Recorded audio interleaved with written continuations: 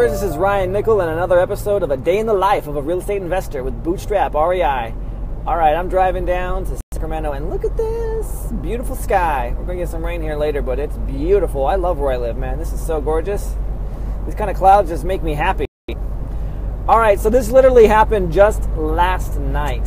I'm sitting here doing my research on this upcoming week. I plan my week out I've been planning my week out for years, and so I'm planning my week out, and I get a text from a guy that wants to do a deal, and I had shot him an offer earlier, and this is where it challenges my belief. I've never seen this property. I've never been inside, never set the foot on the property, and it's in my local market. And for me, my beliefs that mindset has always been that, I need to meet with someone locally. I got to walk the property. I got to do all of this stuff in order to do a deal. And how did I find this deal? Well, one of the things I do is I call Craigslist ads. And so I called on Craigslist ad. This was for rent. I call on people that have homes for rent. I said, hey, I see they have a rental here. I'm actually another investor, and I'm looking to buy another investment property. You wouldn't happen to want to offload this one, would you? And he's like, no, this is my retirement. This is long-term, blah, blah, blah. This is what I'm doing. I'm like, oh, that's cool.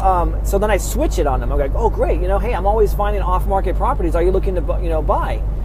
If so, what's your criteria? He's like, I'm always looking to buy. And so I looked at him as an investor to buy some of the properties that I find. So it's a win situation either way. Either I find a property or I find a buyer. So he hangs up the phone, and then I get a call back from him. This is probably about a month ago. I get a call back from him the following evening. He goes, oh, you know what? My wife just reminded me of a duplex that we have that we're just kind of not real keen on, and we want to get rid of. And this is what my price is. Give me the best offer. And I'm like, oh, okay, that's kind of cool. So anyway, fast forward to last night. I got a buyer that's interested in this property. He's driven the neighborhood, knows it very well, isn't too hot on the price. And so yesterday, all through text messaging, I went back and forth with this guy that owns the property. I said, hey, would you consider doing terms? How about this much down, this much a month? And we went back and forth, and finally he picked up the call, and he's like, look, man, I'm tired of playing these games. This is my price. This is what we're doing. I go, okay, I appreciate that. Let's go ahead and put it on the shelf, and I'll give you a call back in about 6 months or so, and we'll see where we're at. Those numbers just don't work for what we're trying to do. So I hung up, very polite, cordial.